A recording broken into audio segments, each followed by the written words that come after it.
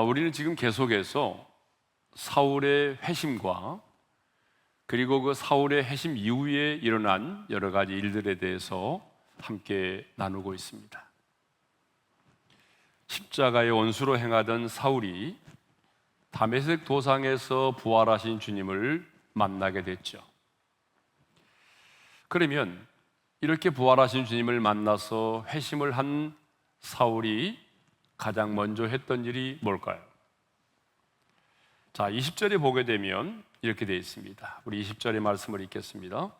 즉시로 각 회당에서 예수가 하나님의 아들이심을 전파하니, 부활하신 주님을 만나 회심을 하게 된 이 사울이라는 청년이 가장 먼저 했던 일은 바로 각 회당에서 예수가 하나님의 아들이심을 전파했다는 것입니다.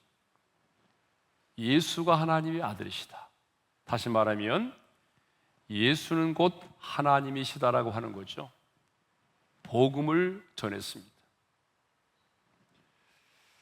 부활하신 주님을 만난 사울은 복음을 전하는 것을 미루지 않았어요. 지난번에 잠깐 나눴던 것처럼 내가 지금 이 상황에서 회심하여 많은 사람들에게 바로 예수가 하나님의 아들이시라고 하는 이 복음을 전하게 된다면 이 복음을 듣는 사람들이 얼마나 충격에 빠질까? 얼마나 많은 사람들이 혼란스러워할까? 여러분, 이런 생각을 하게 되면 복음을 전할 수 없었겠죠. 또 이런 생각도 들지 않았겠어요? 내가 예수를 알면 얼마나 안다고. 내가 좀 더 체계적으로 예수를 알고 복음을 이해하고 성경 공부를 하고 그래서 어느 정도의 성경적인 지식을 쌓으면 내가 그때 가서 복음을 전해도 늦지 않을까. 여러분, 이런 생각도 들었겠죠.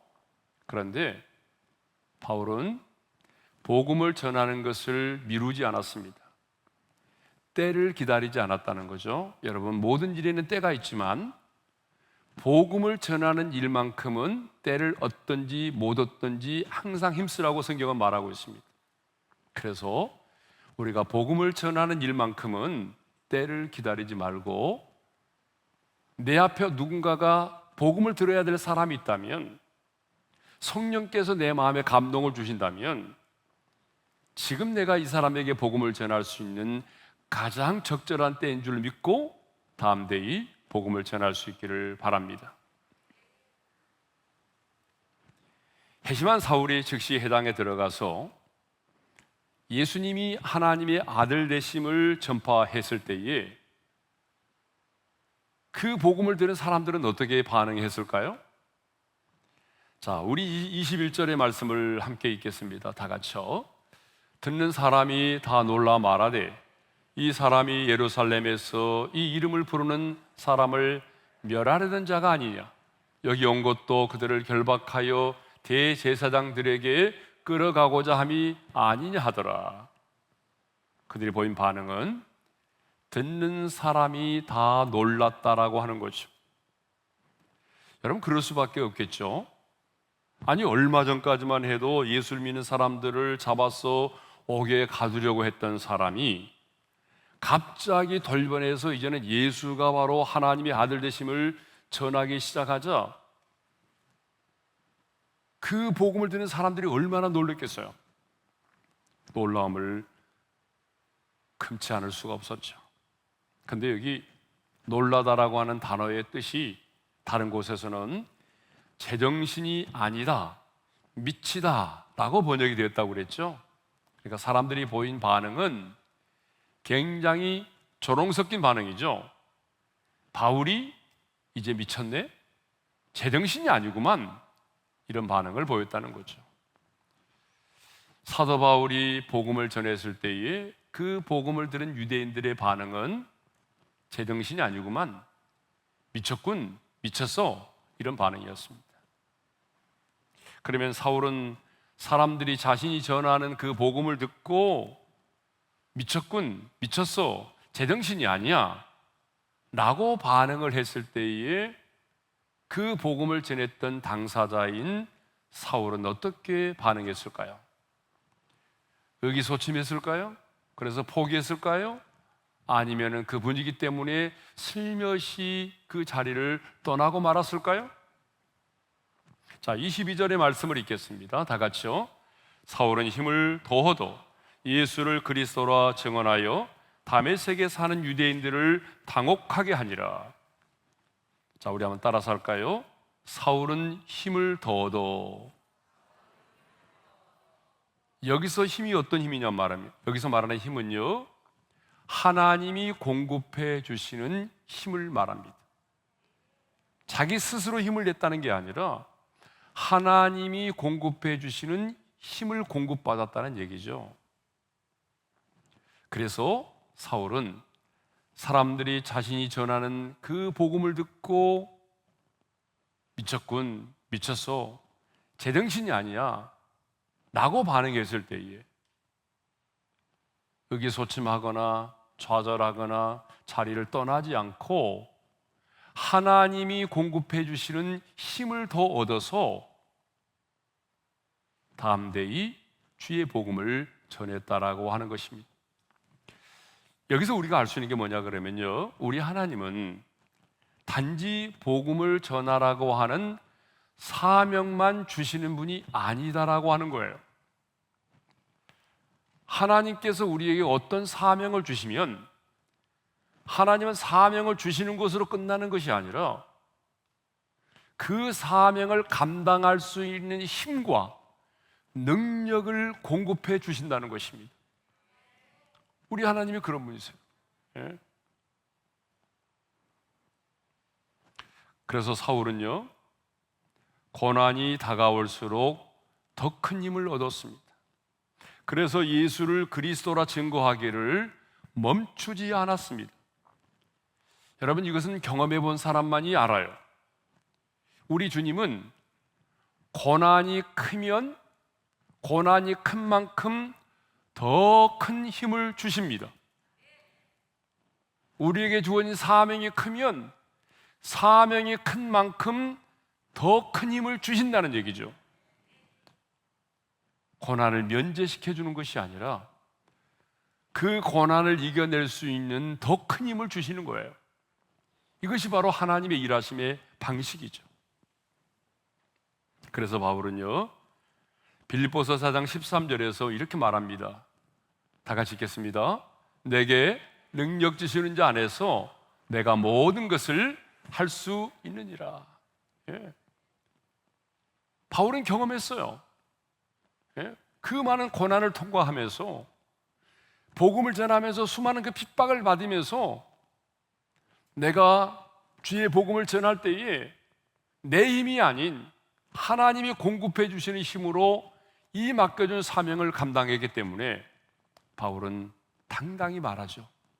내게 능력 주시는 자 안에서 내가 모든 것을 할 수 있느니라. 아무튼 이 갑작스러운 사울의 회심과 복음의 증거는 다메섹에 사는 유대인들을 굉장히 당혹하게 만들었습니다. 자, 이렇게 바울은 그 복음으로 말미암아 우리 주 예수 그리스도로 말미암아 구원을 받았기 때문에 우리 주 예수 그리스도의 복음을 전하지 않을 수가 없었습니다. 그래서 그는 이제 회심한 지 얼마 되지 않았지만 즉시로 회당에 가서 사람들에게 우리 주 예수 그리스도가 하나님의 아들이심을 증거를 했던 것입니다. 복음을 위해 살았습니다. 그런데 우리는 어떻습니까? 우리도 복음으로 말미암아 구원을 받았지 않습니까? 여러분, 복음으로 인해서 우리가 하나님의 자녀가 되지 않았습니까? 그렇다면 그 복음으로 인해서 우리가 하나님의 자녀가 되었고 복음으로 인해서 우리가 이 엄청난 구원의 은혜를 경험했다고 한다면 당연히 우리도 복음을 위해서 살아야 되겠죠. 그런데 너무나 많은 성도들이 분명히 복음으로 말미암아 구원을 받았고 복음으로 말미암아 하나님의 자녀가 되었지만 그 복음을 위해서 인생을 살지 않는다는 거예요. 너무나 복음과는 상관이 없는 인생을 살아간다는 거죠. 근데 저는 저를 포함해서 우리 오륜의 모든 지체들이, 아니 여러분의 가정의 자녀들이 이 세상을 살아갈 때에 복음과는 무관하게 인생을 살아가는 것이 아니라 복음을 위한 삶을 살아갈 수 있기를 주님의 이름으로 축원합니다. 우리는 복음 때문에 일을 해야 되고 그 복음을 전하기 위해서 비즈니스를 하는 것이고, 어쩌면 선행과 구제도 결국은 복음을 위해서 하는 것입니다. 저는 우리 오륜의 모든 성도들이 복음을 위한 삶을 살아갈 수 있기를 주님의 이름으로 축원합니다. 자, 바울의 회심과 복음의 증거로 말미암아 이제 기독교가 널리 확산되기 시작을 하고, 반대로 유대교가 이축을 당하게 되자 유대인들은 가만히 있지 않았습니다. 급기야 그들은 사울을 죽이려고 공모를 하게 되죠. 자, 23절의 말씀을 읽겠습니다. 다 같이요. 여러 날이 지나매 유대인들이 사울 죽이기를 공모하더니. 자, 유대인들은 사울의 회심을요 어떻게 봤어요? 유대교에 대한 배신으로 보았습니다. 더구나 이 바울의 회심과 그리고 이 복음의 증거를 통해서 기독교가 확산이 되기 시작을 하고, 또 유대교, 자신들의 유대교는 점점 이축이 되자 그들은 사울이라는 사람을 그냥 놔둬서는 안 되겠다. 그래서 사울을 죽이기로 공모를 하였습니다. 자, 복음을 핍박하던 사울이 이제는요 자신이 그 복음 때문에 살해당할 위협 가운데 처하게 된 것입니다. 그런데 유대인들은요 자신들이 직접 사울을 죽이기 어렵다는 사실을 알고 공권력을 이용해서 사울을 붙잡아 죽이려고 했습니다. 고린도후서 11장 32절의 말씀을 읽겠습니다. 다 같이요. 다메섹에서 아레다 왕의 고관이 나를 잡으려고 다메섹 성을 지켰으니. 자, 그러니까 유대인들은, 다메섹에 살고 있는 유대인들은 자신들이 그 다메섹에서 사울이라는 사람을 죽일 수 없으니까 그 다메섹의 왕의 고관들, 방백들을 어때요? 그들의 힘을 빌려가지고, 공권력을 힘을 빌려가지고 사울을 잡아 죽이려고 했다는 거죠. 24절의 말씀을 읽겠습니다. 다 같이요. 그 계교가 사울에게 알려지니라.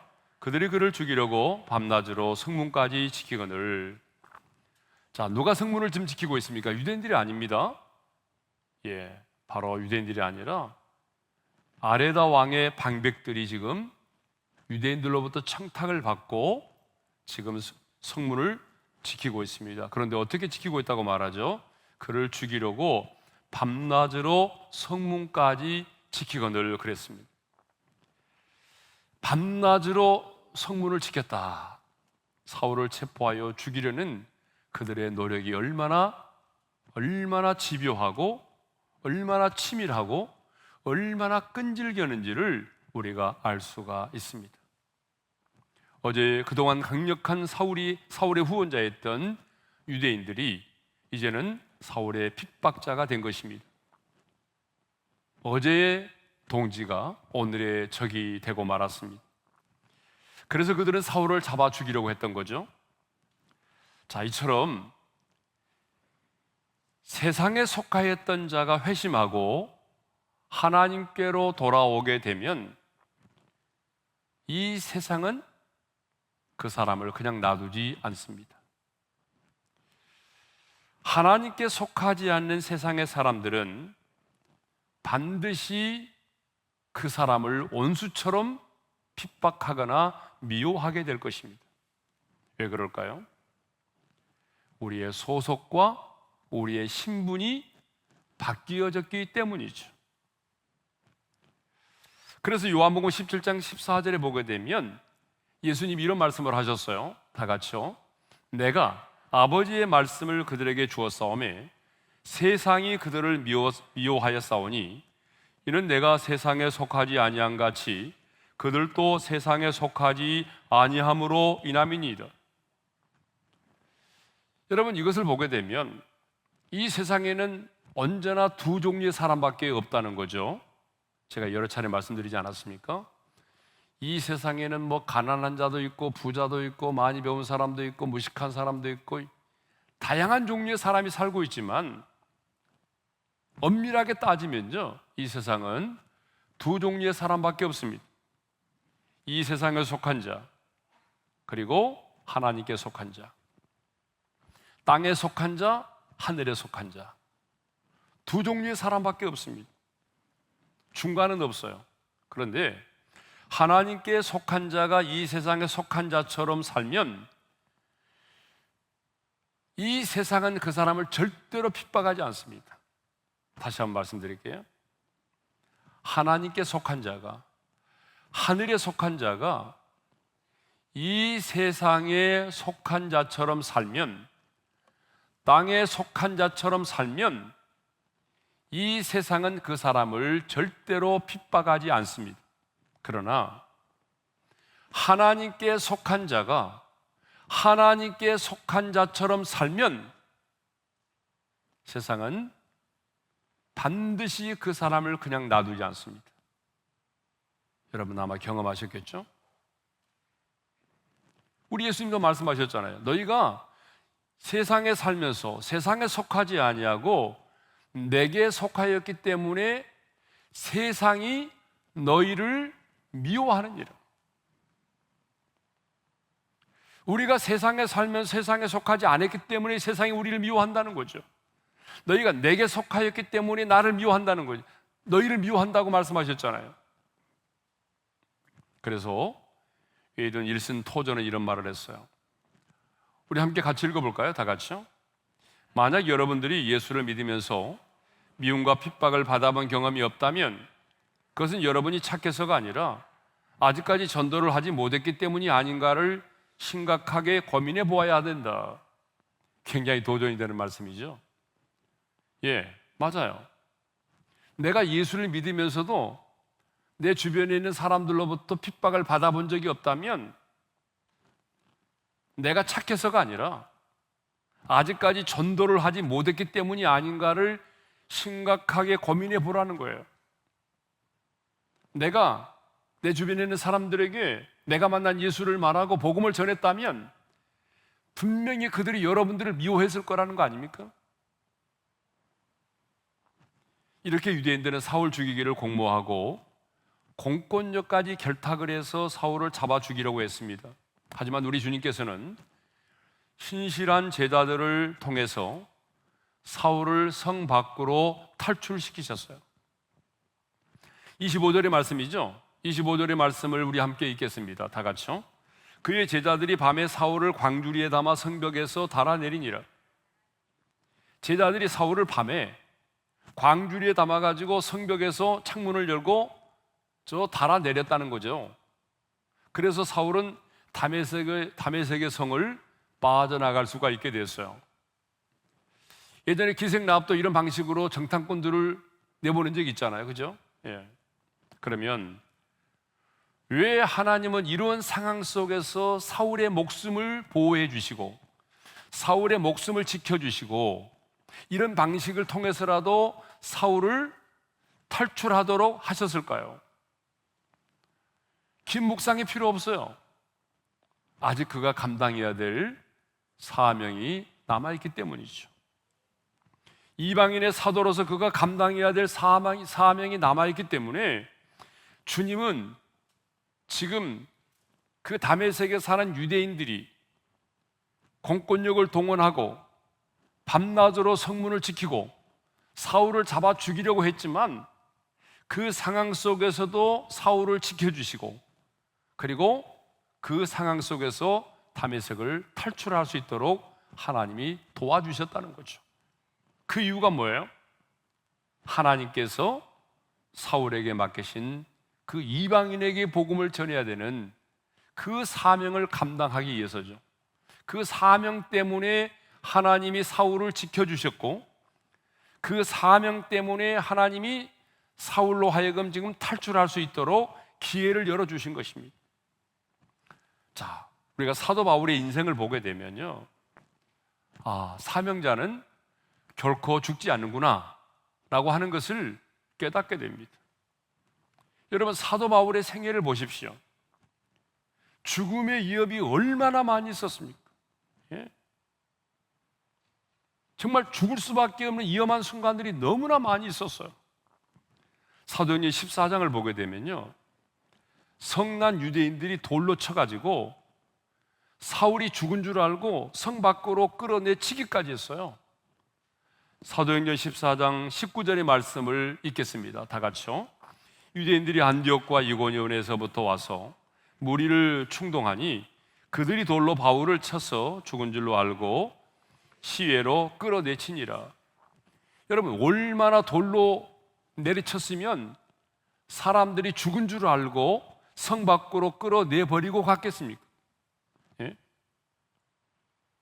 여러분, 이렇게까지 돌에 맞아서 기절을 했거든요. 예? 사도행전 27장을 보게 되면 사도 바울이 재판을 받기 위해서 제수의 몸으로 로마로 압송되는 과정에 지중해에서 유라굴로라는 광풍을 만나게 되죠. 함께 배 탄 모든 사람들은 배의 기구를 다 버리고 이제는 구원의 여망이 사라졌기 때문에 배 타고 있는 276명의 모든 사람들이 이제는 죽음의 공포와 두려움 속에서 죽음의 순간만을 기다리고 있었어요. 그때 사울이 말합니다. 바울아, 하나님의 사자가 사울에게 말하죠. 바울아, 두려워하지 말라. 내가 가이사 앞에 서야 하겠고. 하나님의 사자가 그날 밤에 유라굴로 광풍을 만나서 모든 사람들이 죽음의 공포와 두려움을 떨고 있을 때 하나님의 사자가 분명히 이렇게 말했어요. 두려워하지 말라는 거예요. 왜? 네가 가이사 앞에 서야 되겠고. 무슨 말입니까? 바울에게 남은 마지막 사명이 뭐예요? 로마에 가서 복음을 전하는 거였어요. 그것이 바울이 가지고 있는 인생의 마지막 사명입니다. 너에게 네가 꿈꾸었던 그 로마에서 복음을 전하는 마지막 사명, 그 사명이 남아있기 때문에 내가 유라굴로라는 광풍을 만났지만 죽지 않는다는 거예요. 내가 가이사 앞에 서야 되는 사명이 남아있기 때문에 죽지 않는다는 거예요. 여러분, 이것을 보게 되면요, 하나님의 사람들은요, 하나님께서 맡겨준 사명을 감당하기 전까지는 하나님이 그 영혼을 데려가시지 않습니다.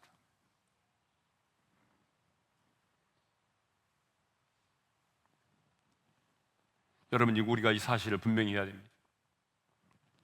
그래서 아프리카 선교의 아버지였던 리빙스턴은 사람들이 자신을 향하여 두렵지 않습니까? 라고 물어오면 그는 언제나 이렇게 대답을 했다고 그럽니다. 우리 함께 읽겠습니다. 다 같이요. 하나님이 맡겨주신 사명을 다할 때까지 나는 결코 죽지 않는다고 믿었습니다. 내가 죽을 때는 그것은 사명을 끝냈을 때입니다. 그러니까 우리가 인생의 남은 때를 사명을 위해서 살아야 돼요. 내가 사명을 위해 살면 분명히 핍박도 받고 고난도 오겠지만 하나님께서 내게 맡겨준 사명을 다하기 전까지는 하나님이 나를 지키시고 하나님이 나를 보호하여 주십니다. 자, 26절을 보게 되면 다메섹을 빠져나온 사울은 이제 예루살렘으로 올라가서 예루살렘에 있는 제자들과 사귐을 갖기를 원하죠. 자, 26절의 말씀을 우리 함께 읽겠습니다. 다 같이요. 사울이 예루살렘에 가서 제자들을 사귀고자 하나 다 두려워하여 그가 제자됨을 믿지 아니하니. 3년 전에 다메섹의 그리스도인들을 체포하기 위해서 예루살렘을 떠났던 사울이 이제는 주님의 제자가 돼서 예루살렘으로 돌아오게 되었습니다. 그래서 예루살렘에 있는 제자들과 만나서 사귐을 갖기를 원했습니다. 그런데 예루살렘에 있던 제자들은 다 두려워해서 그의 제자됨을 믿지 않았습니다. 제자들은요, 사울의 회심에 대해서 의심을 하고 있었어요. 사울이 아무리 회심했다고 할지라도 제자들은 그의 말을 믿을 수가 없었습니다. 도리어 제자들은 두려워하면서 냉소적인 반응을 보였습니다. 아무도 가까이 하려고 하지 않았어요. 왜냐하면 그는 교회를 파괴하는 자였기 때문이죠. 스데반을 죽이는 일에 가장 앞섰던 주동인물이었죠. 제자들은 너무나 그걸 잘 알고 있어요. 3년 전에 사울이라는 청년이 예루살렘 교회를 얼마나 잔혹하게 핍박하고 믿는 사람들을 박해했는지 제자들은 알고 있단 말이에요. 예? 제자들은 알고 있었어요. 아니, 어쩌면 제자들 중에 어떤 사람은 사울이라는 청년에 대해서 이를 갈고 있었는지 몰라요. 예? 한을 품고 있었는지도 모른다고요. 근데 여러분, 만일에 여러분이 예루살렘에 있는 제자들이었다면 여러분들은 사울이라는 청년이 회심했다고 돌아와서 사귐을 갖고자 할 때에 그렇게 쉽게 마음의 문을 열고 웰컴하면서 환영할 수 있겠습니까? 아마 여러분도 예루살렘에 있던 제자들이었다고 한다면 쉽게 사울을 받아들이지 않았을 것입니다.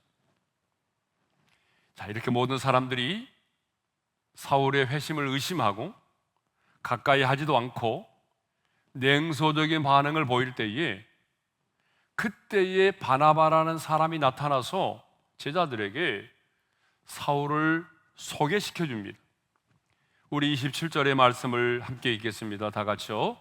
바나바가 데리고 사도들에게 가서 그가 길에서 어떻게 주를 보았는지와 주께서 그에게 말씀하신 일과 다메섹에서 그가 어떻게 예수의 이름으로 담대히 말하였는지를 전하니라.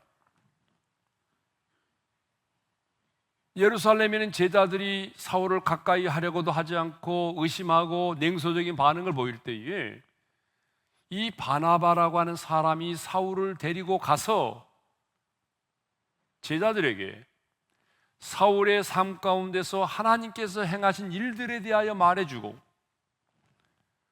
그리고 그가 다메섹에서 회심한 이후에 각 회당에 들어가서 복음을 전했던 사실들을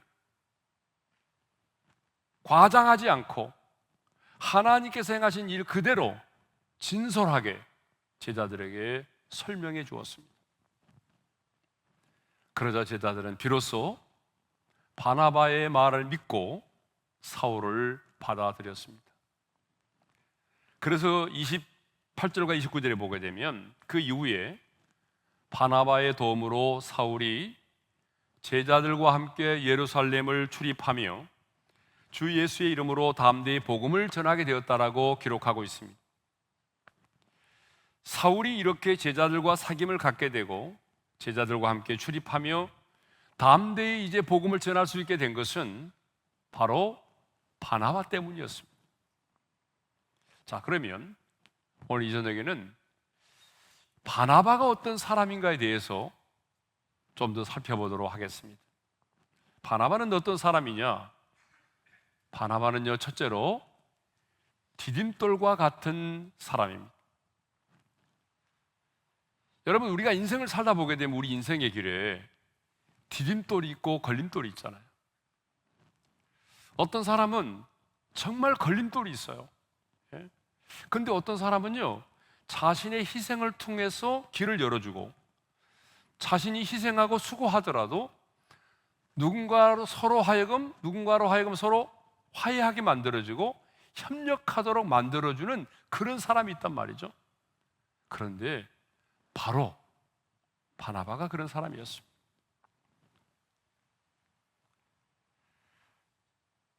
사도들에게 사울을 소개시켜 준다는 것은요, 여러분, 그렇게 쉬운 일이 아닙니다. 나중에 잘못되면요, 그 모든 책임을 누가 져야 되는 거죠? 사울이라는 사람을 소개시켜 준 바나바가 그 책임을 져야 되는 거예요. 제자들에게 사울이 분명히 회심했습니다. 사울은 변했습니다. 그런데 나중에 보니까 변하지 않았어요. 또다시 복음을 전하는 자들을 핍박하는 자로 돌변했어요. 그렇다면 어떻게 될까요? 그 모든 책임을 누가 지는 거죠? 제자들에게 사울을 소개시켜준 바나바가 지는 거예요. 그러니까 누군가를 소개시켜준다는 것 쉬운 일이 아닙니다, 여러분. 뉴스를 보니까요, 지금 국민들의 공분을 사고 있는 한 사람이 있어요. 바로 전자발찌 살인마 강윤성이죠. 이 사람은 무고한 여성 2명을 살해를 했어요. 뉴스를 보니까 경찰에 막 잡혀가면서도 취재진의 마이크를 막 발로 차고, 그리고 더 많은 사람을 죽이지 못해서 한이 된다라고 그렇게까지 말을 할 정도였어요. 근데 뉴스를 보니까 이 사람이 출소 이후에 이 사람을 자립을 도와주었던 한 목사님이 계십니다. 출소 이후에 화장품 영업직을 주선해 주는 등 좀 독립할 수 있도록 이 사람에게 도움을 줬던 한 목사님이 계십니다. 그런데 이제 이런 끔찍한 살인 사건이 일어나고 나니까 이 목사님은 나는 이 사람이 이렇게 살인을 저지를지 몰랐다. 너무 괴롭다. 그런 심정을 고백하면서 취재진들의 전화를 받지 않는다고 합니다. 잘 정착해서 선하게 살라고 도움을 주려고 했는데 이런 일이 벌어진 거죠. 만일 도움을 주려고 화장품 영업직을 주선해 주었는데, 그런데 그 중에 또 한 사람이 살해를 당했다고 한다면 이 목사님은 얼마나 죄책감에 시달리겠습니까? 여러분, 이렇게 우리가 이 땅을 살아가면서 누군가에게 선한 일을 하고 누군가에게 도움을 준다는 게 여러분 결코 쉬운 일이 아니다는 거죠. 예. 그래서 대부분의 사람들은요, 뒷감당하기 싫어서, 손해보는 거 싫어서 그것이 옳은 일이라고 분명히 생각이 되지만 그 옳은 일을 하려고 하지 않을 때가 많아요. 자, 분명히 뺑소니 차량을 보았어요.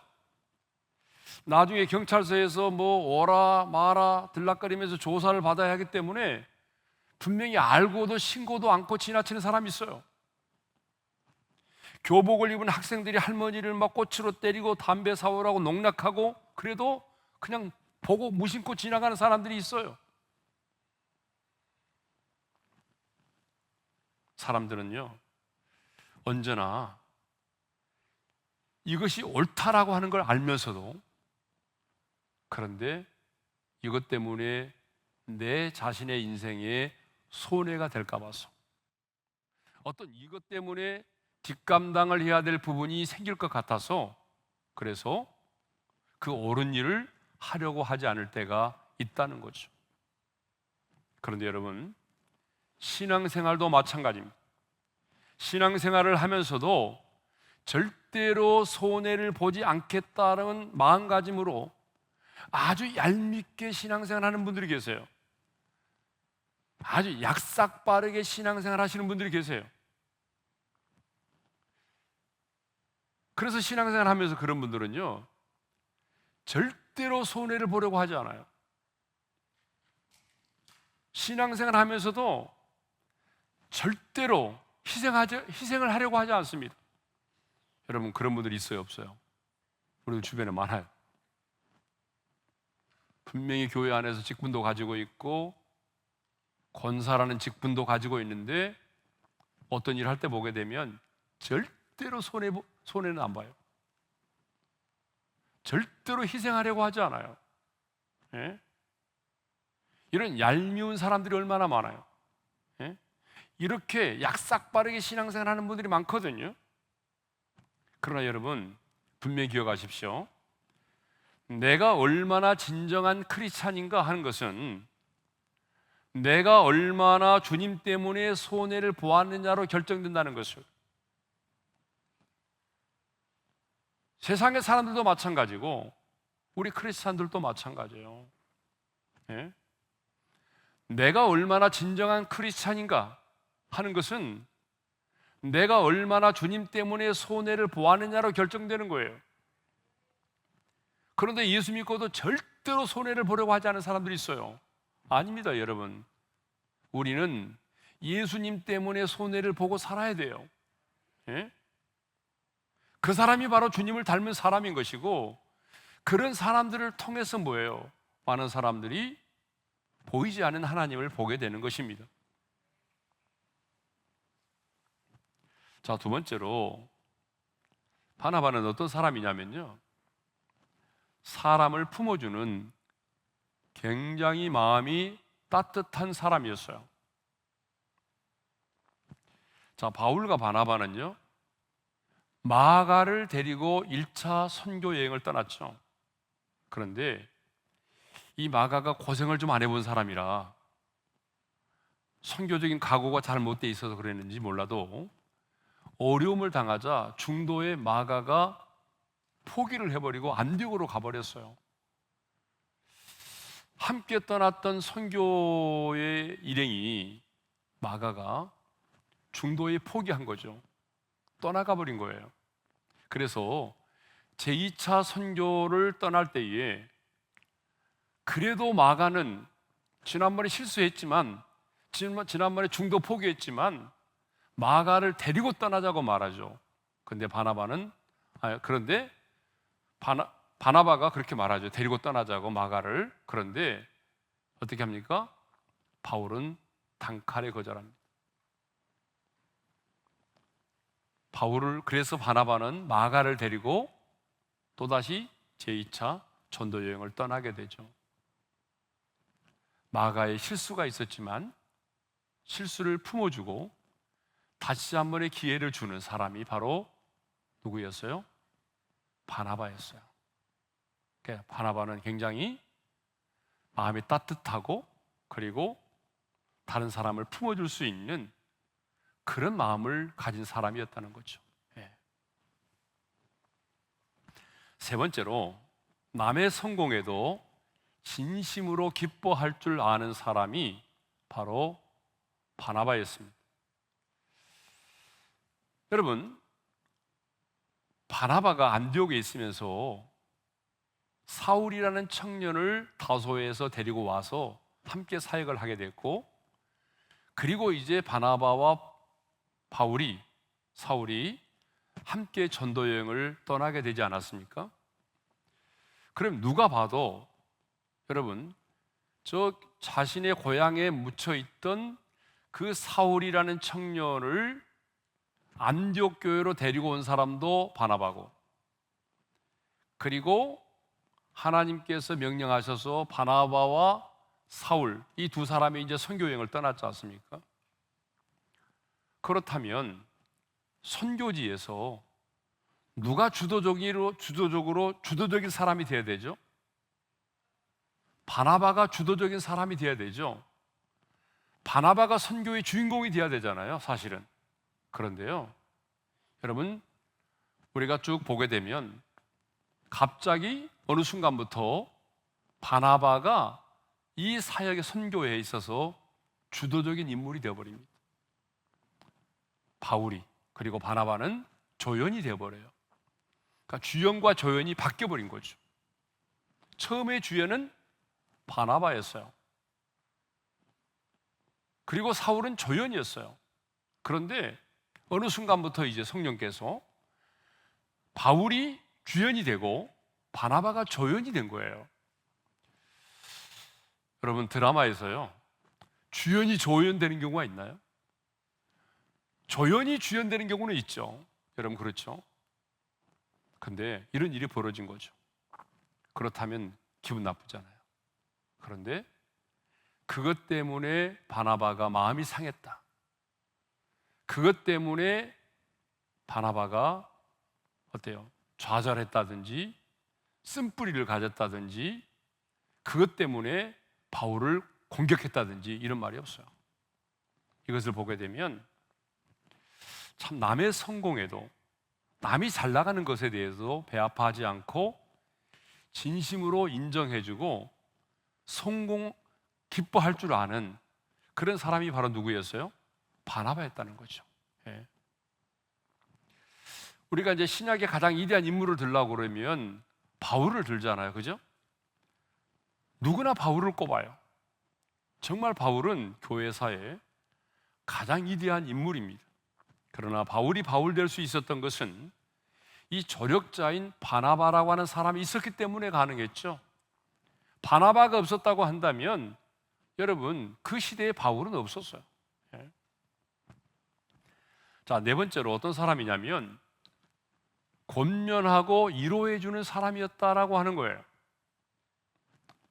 바나바는요 언제나 사람을 이렇게 잘 권면하고 그리고 위로해 주는 사람이 바나바였습니다. 사도행전 4장 36절을 보게 되면 그의 본명은 요셉이고요, 그의 별명은요 위로의 아들이었어요. 우리 한번 읽어볼까요? 다 같이요. 구브로에서 난 레이족 사람이 있으니 이름은 요셉이라. 사도들이 일컬어 바나바라, 번역하면 위로의 아들이라 하니. 그러니까 이 바나바의 원래 본 이름은 요셉이에요. 요셉. 그런데 사도들이 일컬어서 바나바라 그러는데 번역하면 위로의 아들이라는 거예요. 그래서 여러분 성경에 보게 되면 거의 바나바라고 기록되어 있지 요셉이라고 기록되어 있지 않거든요. 그죠? 그러니까 본명보다는 별명이 더 알려진 사람이 누구예요? 바로 바나바예요. 네.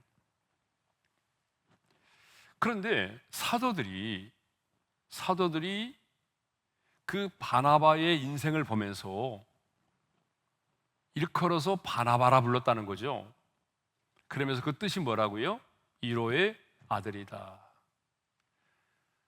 얼마나 바나바가 사람들을 만날 때마다 권면해주고 얼마나 많은 사람들을 위로해 주었으면 사도들이 요셉이 아니라 위로의 아들이라고 하는 별명을 지어줬다니까요. 위로의 아들이라고. 사도들이 봤을 때 사도들의 눈에 비춰진 요셉이라는 사람은요 위로의 아들이었어요. 그래서 그 사람의 별명을 뭐예요? 위로의 아들이라고 지었다. 위로의 아들. 예? 안디옥 교회가 부흥한다는 소식을 듣고 예루살렘 교회가 바나바를 파송하게 되죠. 예. 자, 사도행전 11장 23절인데요 우리 함께 읽겠습니다. 다 같이요. 그가 이르러 하나님의 은혜를 보고 기뻐하여 모든 사람에게 굳건한 마음으로 주와 함께 머물러 있으라. 여러분 안디옥 교회가 이제 급성장을 하고 있었잖아요. 빠른 속도로 부흥을 하고 있었지만 그 부흥 못지않게 또 엄청난 박해를 받고 있었어요. 그때 예루살렘 교회가 저 이방인들이 있는 안디옥 교회도 부흥한다는 소식을 듣고 예루살렘 교회에서 바나바를 파송했어요. 그렇죠? 근데 바나바가 파송을 받았는데 파송을 받은 바나바가 그 안디옥 교회 성도들을 모아놓고 했던 말이 이거예요. 굳건한 마음으로 주와 함께 머물러 있으라. 여러분 어쩌면요 바나바는 예루살렘 교회가 파송한 사람이잖아요. 그러니까 여러분 세무조사를 나온 세무사처럼 할 수도 있어요. 예. 여러 가지 막 따질 수도 있어요. 안디옥교회 성도들이 몇 명이나 모이느냐, 언제부터 모이느냐, 어떤 일이 있었느냐, 세례받은 사람 몇 명이냐, 예배는 어떻게 드리냐, 여러분 이런 것부터 막 따질 수도 있잖아요. 조사하고. 그런데 그렇게 하지 않았어요. 바나바는요 그 핍박 가운데서도 믿음을 지키며 신앙생활을 하고 있는 안디옥 교회 성도들을 보면서 굳건한 마음으로 주와 함께 머물러 있으라고 권면했습니다. 이 말을 듣고 안디옥 교회 성도들은요 얼마나 큰 위로와 용기를 얻었는지 몰라요. 이 말을 듣고 굳건한 마음으로 주와 함께 머물러 있으라. 마음을 굳게 하고 흔들리지 말고 주님과 함께 머물러 있으라. 여러분 이 위로의 말이 안디옥 교회 성도, 안디옥 교회로 하여금 크게 부흥하고 성장하는 원동력이 됐어요. 그 다음 구절을 볼까요? 어떤 일이 벌어졌는지. 이 위로의 말을 듣고 난 이후에 성경은 이렇게 기록하고 있어요. 다 같이요. 바나바는 착한 사람이요 성령과 믿음이 충만한 사람이라. 이에 큰 무리가 주께 더하여지더라. 바나바는 성령과 믿음이 충만한 사람이기도 하지만 바로 그 전에 무슨 말을 했어요? 안디옥교회 성도들을 권면하고 위로했다고요. 어떻게 해요? 굳건한 마음으로 주와 함께 머물러 있으라. 이렇게 안디옥교회 성도들에게 주어진 이 위로의 말, 권면의 말이 안디옥교회 성도들에게는 큰 힘이 되었던 거죠. 그러니까 결국은요, 이 바나바의 위로를 통해서 안디옥교회 성도들이 큰 위로를 받고, 그리고 이 바나바의 위로를 통해서 안디옥 교회가 굳건하게 세워진 거예요.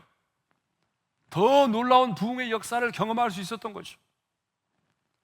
여러분, 성장하는 교회는 바로 이렇게 위로하는 사람들이 있어야 돼요. 예? 막 칼로 베고 정죄하고 판단하고 이런 사람이 많은 교회는 절대로 성장하지 않습니다.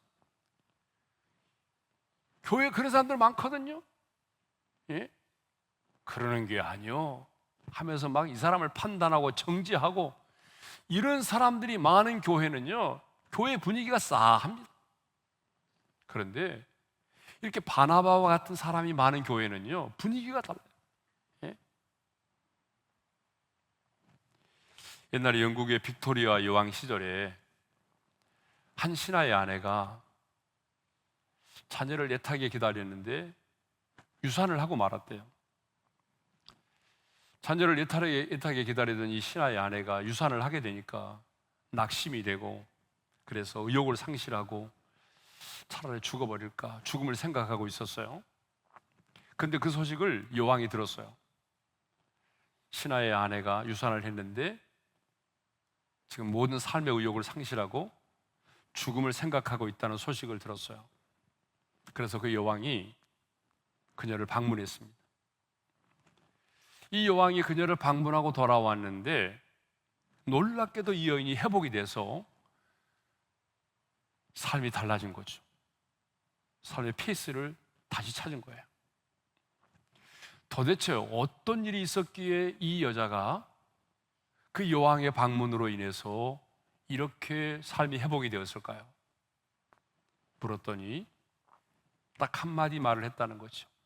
여왕이 자기의 집을 방문해서 자기의 손을 딱 잡고 딱 한마디 했대요. 당신의 마음이 어떤지 내가 알아요. 당신의 마음이 어떤지 내가 알아요. 왜냐하면 나도 유산을 경험해 봤으니까. 여러분, 여왕이 찾아와서 그 여인의 손을 잡고 딱 한마디, 당신의 마음이 어떤지 내가 알아요. 이 한마디, 이 여인을 짓누르던 그 마음의 고통이 사라지고, 나 혼자만 이런 고통을 당하는 게 아니구나, 이 고통은 나만 당하는 고난이 아니구나, 나와 같이 고난당하는 사람들이 있구나, 그러면서 그 한마디의 위로의 말에 새 힘을 얻었다는 거죠. 여러분, 우리는 이 세상을 살아가면서 내 기준을 가지고 다른 사람을 함부로 판단하고 정죄하는 사람이 아니라 주님의 마음을 가지고 하나님의 말씀으로 누군가를 위로하고 격려해 줄 수 있는 그런 하나님의 사람이 될 수 있기를 바랍니다. 빌리그레암 목사님이 이런 말을 했다고 하죠. 하나님께서는 단지 우리를 위로하시기 위해서 우리를 위로하시는 것이 아니라 우리로 하여금 위로자가 되도록 하시기 위해서 우리를 위로하신다. 하나님이 우리를 위로하시죠. 예배를 드릴 때마다, 기도할 때마다 하나님이 얼마나 우리를 위로하십니까? 그런데 하나님이 우리를 위로하시는 것은 우리가 받은 그 위로를 통해서 또 다른 누군가를 위로하도록 하기 위해서 하나님이 우리를 위로하신다는 거죠. 하나님은 이사야 선지자를 통해서 이렇게 말씀을 하셨습니다. 다 같이 읽겠습니다. 너희 하나님이 이르시되 너희는 위로하라. 내 백성을 위로하라. 하나님은 위로의 하나님이세요. 그래서 하나님은 오늘 또 당신의 백성들을 위로하기를 원하십니다. 오늘 또 하나님은 예배하는 여러분 한 사람 한 사람들의 마음을 어루만지시면서 여러분 한 사람 한 사람을 위로하기를 원하십니다. 그러므로 하나님을 닮아가는 우리도, 하나님께 속한 하나님의 사람인 우리도 하나님의 마음을 가지고 누군가를 위로하는 자로 살아야 됩니다. 여러분, 내 주변에 보십시오. 위로가 필요한 사람이 얼마나 많이 있습니까? 마음이 병든 자, 또 이런 코로나19 상황 속에서 고통을 당하고 있는 자영업자와 소상공인들, 그리고 정말 우리 20, 30대들, 소망을 잃어버리고 살아가는 우리의 20, 30대들, 우리의 젊은이들을 보게 되면 마음이 무너지지 않습니까?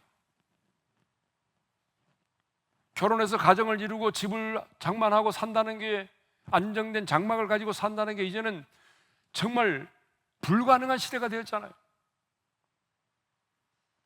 이런 시대를 살아가는 우리 젊은이들, 우리의 위로가 필요한 사람이 너무나 많습니다.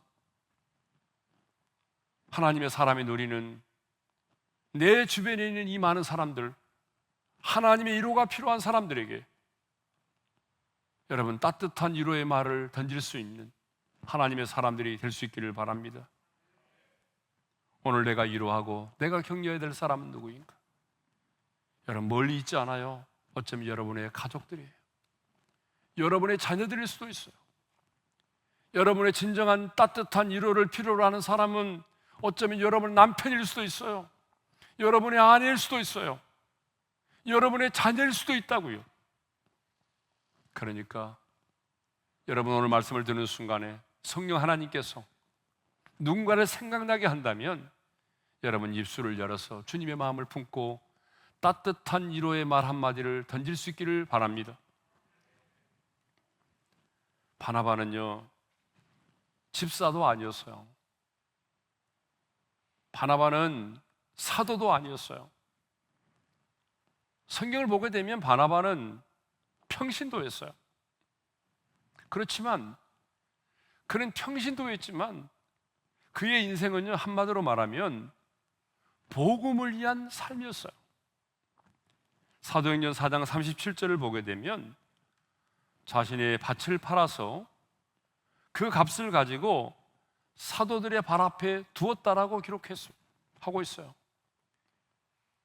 자신의 밭을 팔아가지고 여러분 또 다른 성도들을 위해서 사도들 앞에 갖다 바칠 만큼 복음을 위해서, 주님의 몸된 교회를 위해서 이렇게 물질적으로도 아낌없이 헌신했던 사람이 바로 바나바였어요.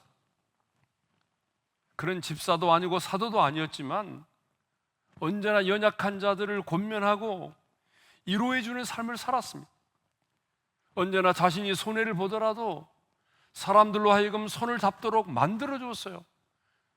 내가 좀 희생하고 내가 수고하더라도 원수 맺고 살아가는 사람들이 서로 화해할 수 있도록 그렇게 화해자로서의 삶을 살았어요. 딘돌과 같은 삶을 살았습니다. 남이 성공하면 마음이 불편한 것이 아니라, 기분 나빠하는 것이 아니라 다른 사람의 성공을 도리어 기뻐하는 사람이었어요. 허물과 약점이 있음에도 불구하고 그 사람들을 품어줄 수 있는 마음이 따뜻한 사람, 바로 그 사람이 바나바였습니다. 그래서 어떤 분은요, 바나바의 인생을 가리켜서 이렇게 말했어요. 마중물과 같은 인생이다. 바나바는 정말 마중물과 같은 사람이다. 그렇게 말했어요. 여러분, 마중물이라는 말을 우리가 잘 쓰고 있잖아요. 마중물 기도회, 단일 기도회를 앞두고 또 우리가 마중물 기도회라도 하고 그러잖아요. 여러분, 마중물이란 뭐예요? 옛날에는 펌프로 이제 물을 길러 먹을 때가 참 많았는데, 근데 이제 펌프로 물을 길러 오르려면 펌프 입구멍에다가 먼저 한 바가지 물을 부어야 돼요. 그렇죠? 그리고 막 열심히 이제 그 마중물을 붓고 펌프질을 하게 되면 저 밑바닥 샘물을 마중 나가서 데려온다. 그래서 마중물이라고 그러거든요. 마중물은 단지 한 바가지 정도밖에 안 되는 적은 양의 물이지만, 여러분, 이 마중물은요, 결국 땅속 깊은 곳에 있는 그 어마어마한 샘물을 끌어올리는 거예요. 이 마중물이 있기 때문에 저 샘 바닥에 있는 그 물을 끌어올릴 수가 있는 거죠. 마중물이 없으면요, 아무리 펌프질을 해도 여러분 밑에 있는 새 밑에 있는 물은 끌어올릴 수가 없는 거죠. 그런데 바나바의 인생이 마중물과 같은 삶이었다는 거죠. 마중물은 땅속 깊은 곳에 있는 우물을 끌어올려 놓고 난 다음에 자신은 사라지고 말아요. 그런데 바나바의 삶이 그랬어요. 바나바는 자신이 희생하면서 다른 사람들을 세워주고 다른 사람이 성공하도록 길을 열어주고 다른 사람을 위로하고 격려했던 사람이 바로 바나바였습니다. 그리고 자신은 역사의 뒤편으로 사라지면서도 다른 사람의 성공을 기뻐했던 사람이죠. 오늘 우리에게 누가 필요하죠? 이런 바나바와 같은 사람이 필요합니다. 이런 바나바와 같은 마중물과 같은 인생이 필요하다 그 말이에요. 오늘 이 말씀을 듣는 우리 모두가 바나바와 같은 인생이 되기를 원합니다. 바나바처럼 마중물이 되는 인생이 되기를 원합니다. 내 자신이 누군가에게 걸림돌이 되는 그런 사람이 아니라 누군가의 인생에 디딤돌이 되어줄 수 있는 그런 하나님의 사람들이 될 수 있기를 바랍니다. 정말 이 시대에 그리운 사람이 누굽니까? 바나바입니다. 저는 우리 교회에 정말 바나바와 같은 많은 사람들이 세워지기를 소망합니다. 그래서 마중물 같은 인생을 살고 디딤돌과 같은 인생을 살고 누군가의 실수와 허물을 덮어주고 따뜻하게 품어줄 수 있는 사람, 다른 사람의 성공을 기뻐할 줄 아는 사람, 그리고 권면하고 위로해서 그 사람을 세워줄 수 있는 그런 사람, 그런 사람들이 바로 여러분들이 되시기를 바라고, 우리 교회 안에 바로 그런 바나바와 같은 많은 하나님의 사람들이 세워질 수 있기를 주님의 이름으로 축원합니다.